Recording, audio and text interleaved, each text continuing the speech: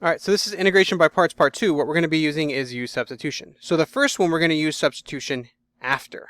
So we're going to make this one our u, because we can take the derivative of the inverse tan, and this is our dv. So it's like our single term. So u equals inverse tangent x, and dv equals dx. So if you remember the derivative of our inverse tangent, you can use your formula sheet, is 1 plus x squared. And then we put dx. And so the integral would just give us v and x. So we do our quick little multiply. So we end up with x inverse tangent x, and then these two together.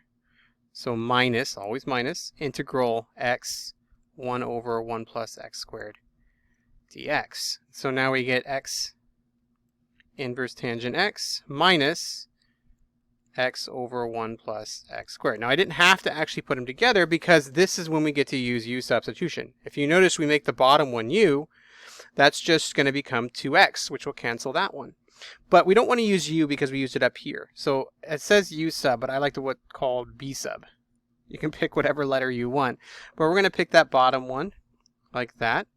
And that makes db equal to 2x dx. And then now we can use it to substitute. So we end up with x and b, and then db over 2x. So you can also just replace it with the x. So you can say 1/2 db and then x, but I like to do the full divide.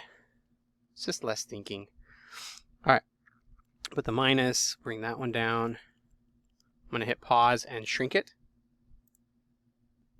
All right, so now we end up with x inverse tangent of x minus, and now we have our 1 over b, put the 2 outside, dx, and we got our natural log. So we end up with x inverse tangent of x minus 2 ln absolute value. We're going to plug in our b now. Let's put the b there. Plus c, which equals x inverse tangent x minus 2 ln 1 plus x squared plus c. And there you have it. So now we need to check it. So we're going to take the derivative. So we end up with 1 inverse tangent x, which is what we needed. So I'm going to get rid of that 1 completely. There it is. So everything else should just cancel now. So the next part is, we're using product rule here. So this would be x, and then the inverse tangent is 1 over 1 plus x squared. Minus, and then now our logarithm, so it's 1 over 1 plus x squared times 2x, and the constant just disappears. So inverse tangent x plus, and then the 2 and 2 cancel. Look at that. Checks perfectly. Now these are the same. They cancel.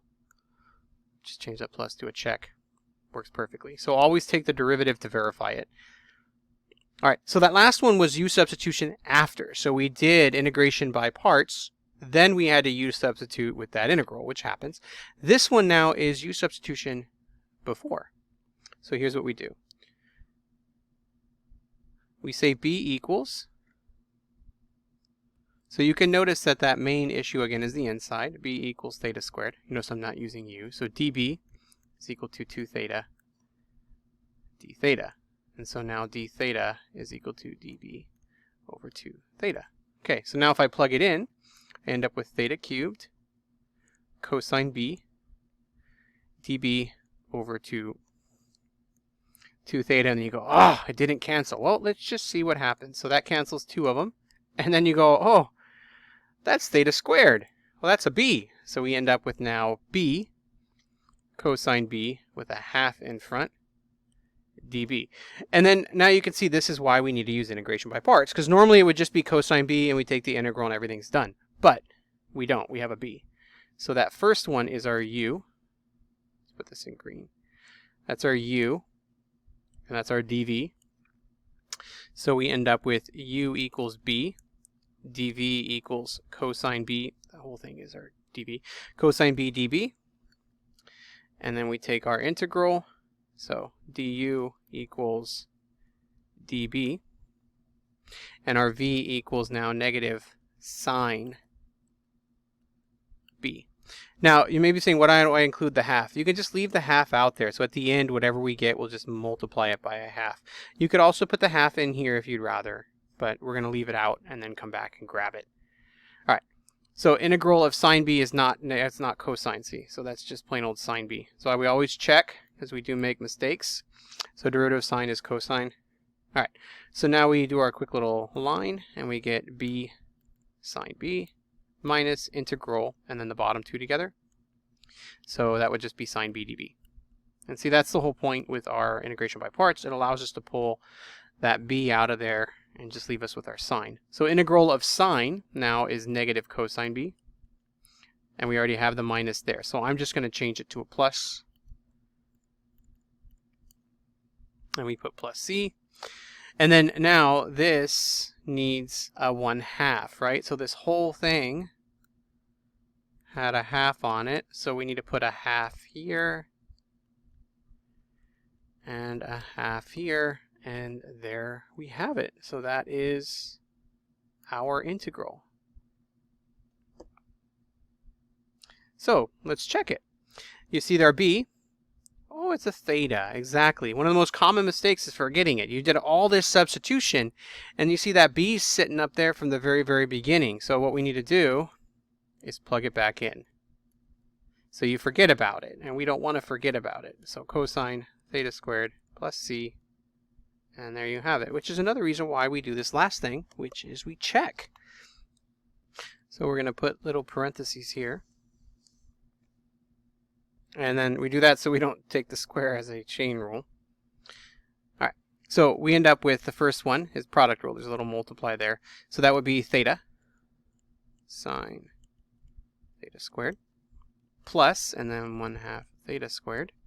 And then that would become cosine theta squared times 2 theta plus, and then it's 1/2.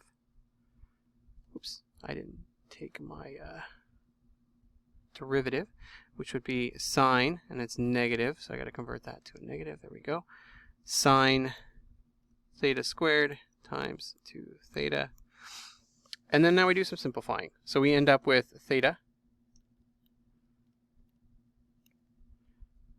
plus the 2's cancel, and we get theta cubed, minus, and then the 2's cancel, and we get theta. And then they cancel. Boom, boom. And there we have it. Check. That was what we were going for. Theta cubed and cosine theta squared.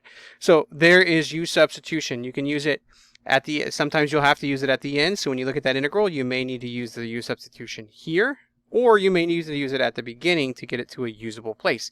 The whole point on this stuff is to just sit there and try them. They're little puzzles, and you should make a little toolbox off to the side of all the different techniques. I've already given you a sheet with the integral for the derivatives and integrals from previous problems, so now just add to it your integration by parts and just keep picking at these problems until they work out the way you want them to work out.